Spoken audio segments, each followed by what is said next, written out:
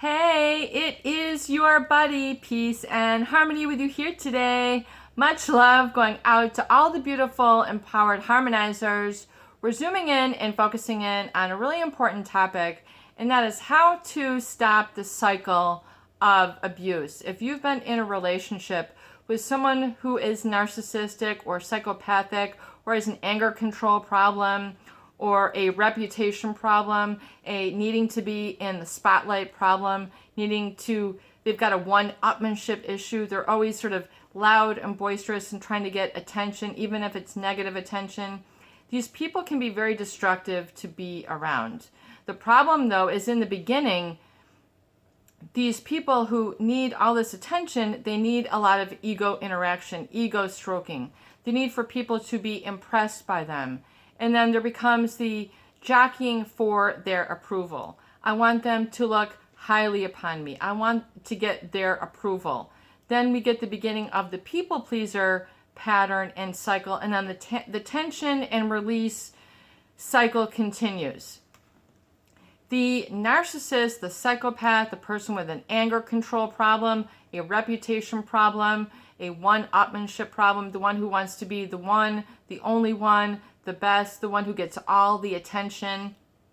You know, how many people can they cast their net on and then get them, Facebooking them, texting them, instant messaging them, emailing them, waving at them, stopping and dropping everything for them. I mean, there's people who you're going to encounter on your path who have a larger or greater degree of this than others, to the point where it becomes pathological. People who are narcissistic and psychopathic have a pathological sense of self-importance. Okay, it's a very one-directional relationship, meaning it's all about them. And people eventually feel very lonely, very empty, very disempowered, very put down, and very weak as a result of being in a relationship with these people.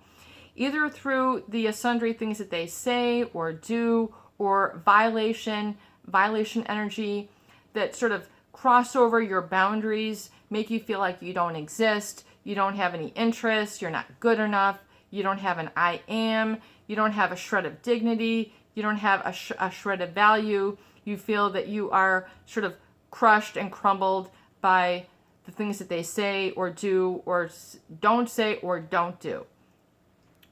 So really, to move through this, it's very important to understand that, especially when it comes to things like a smear campaign, the false accusations, the bullying, is all designed to make you stop in your tracks. I mean, so when you do that, when you take what they're doing at face value, you're taking the bait, okay? And when you take the bait and you internalize it, you're putting them in a position of power over you.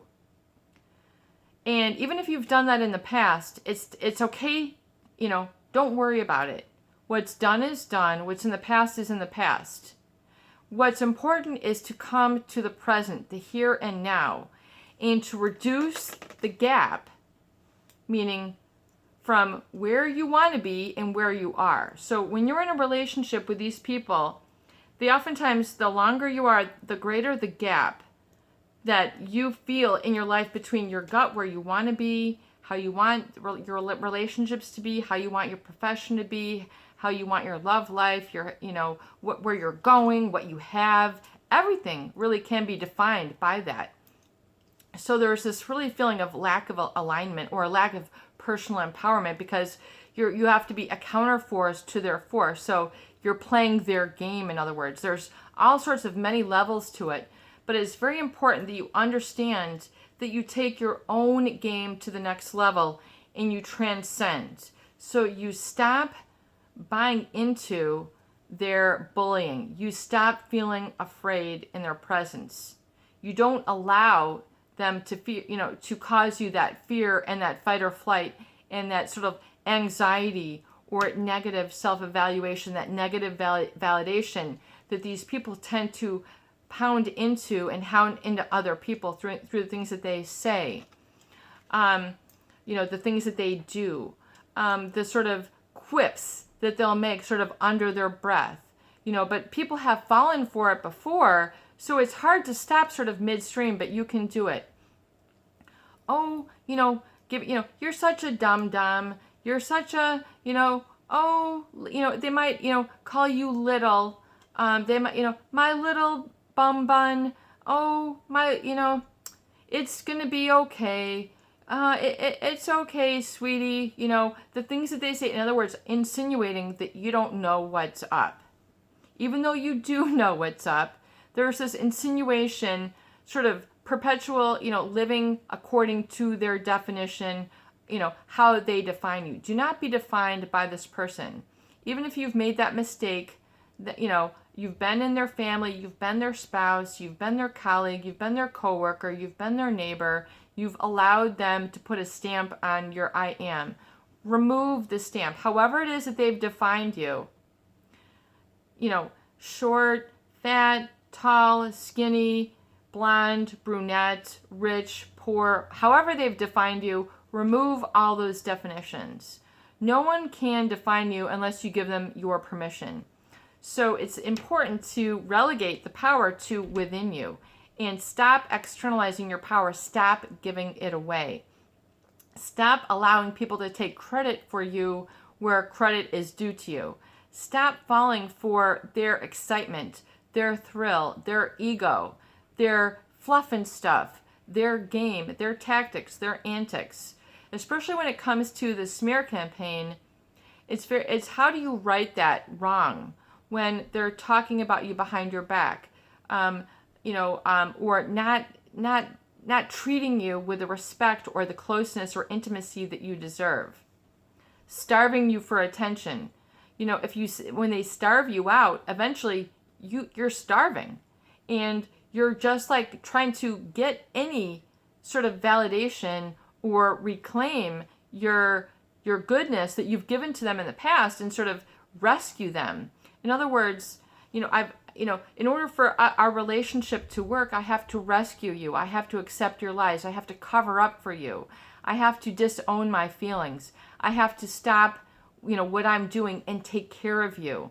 I have to, there's a sense of rescuing or, keeping the lies secret for this person. In other words, the ultimate self-sacrifice, trying to rescue them, especially from their past, rescuing them for their past transgressions, being able to say, hey, I'm good enough, I'm loving enough, I'm strong enough, I'll do this for you. I'll take the hit. I'll take the hit for the team. I'll take the hit for the both of us. You're not that fat. Your breath doesn't smell that bad. Your past, don't worry about it. No matter how you've been divorced 3 times, that's in the past. Don't worry about it. I'll take you just as you are. All these sort of lies that one does to themselves in order to be loved. Being starving for attention, starving for companionship. A lot of these voids or this need within oftentimes can relegate people to relationships where they're subject and exposing themselves to abuse because they're vulnerable. They need companionship. They need a woman in their life. They need a man in their life. They need a shoulder to cry on. They need, someone to cook for, someone to clean for, someone to, straighten their life out. Oh, don't worry, if you don't know how to clean, I'll clean for you. Oh, don't worry about your past. Your past is okay with me. Oh, don't worry about your kids. I will raise them. Don't worry, and then there's this lying to oneself in order to sort of cover up for another, and you end up covering up your own feelings.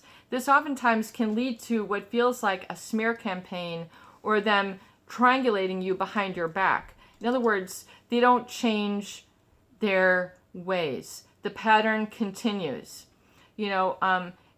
Taking them in, dealing with the transgression, going for the relief.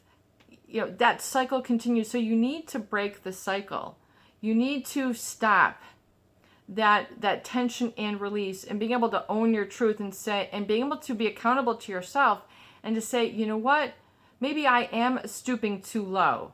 This person needs too much They're too needy. They need me to take care of them. They need for me to rescue them.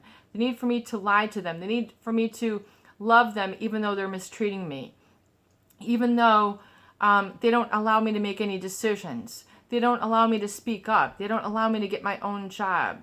They don't allow me to see the shows that I want to watch, listen to the music that I need, pursue my own education, my own spiritual growth.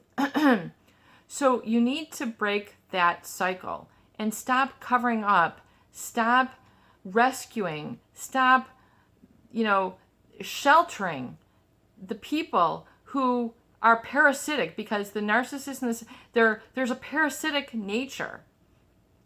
And they know this about themselves. This is how they're always looking for a host to sort of either take care of them, shelter them, take care of their kids, taking care of their rent, taking care of their past, taking care of their abuses, their substance abuse, enabling their alcoholism, their gambling, their debting, their sex addiction, their porn addiction, whatever it is. Usually there's something that, because they've got a problem, and then you get into the rescuing and the disempowering of yourself to give them more power and to say, to define, your neediness and to fill that void by taking this other person in like a stray animal, even though they might have other elements of them that are big, bad, and invincible.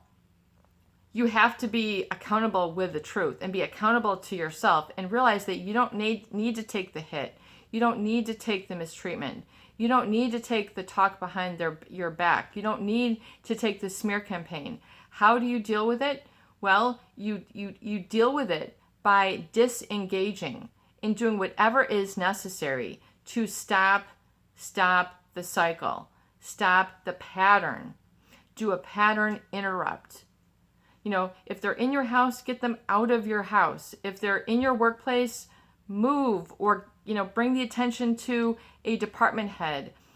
If they're in your family, begin to, break ties, get distance, go in another direction. Here they come, not here, reclaim your personal space. Stop, ignoring mistreatment and begin to say, no, you didn't just do that. That needs to stop. And being able to halt their behavior, back them down. Show that you don't put up with it, that you're not turning a blind eye. You're not turning another cheek. Oftentimes we're taught, just turn another cheek. Stop ignoring and deflating yourself and start giving yourself ownership towards the freedom and living the life of prosperity, abundance, and peace that you deserve and need and require moving forward. If it's happened before, don't worry about it. Begin to then engage as a priority, as a sense of protecting yourself, knowing that you're a person of value and that you don't need to take this. And so oftentimes you need to have self-talk and develop a plan that doesn't involve sharing this information with them. You need to have a discussion with yourself, do a gut check-in, a heart check-in, and say, no, I'm not impressed. I don't need this. My life does not depend on this person. My happiness does not depend on this person. My safety, my truth, my income, my residence. You need to get out of any sort of interdependence with these people and break the cycle and give yourself more credit. You can do this. You've got this. This is your buddy, Peace and Harmony, with you here today. And I hope that these videos do help. Please share and please subscribe for more great tools, videos, discussion, and support. Peace out.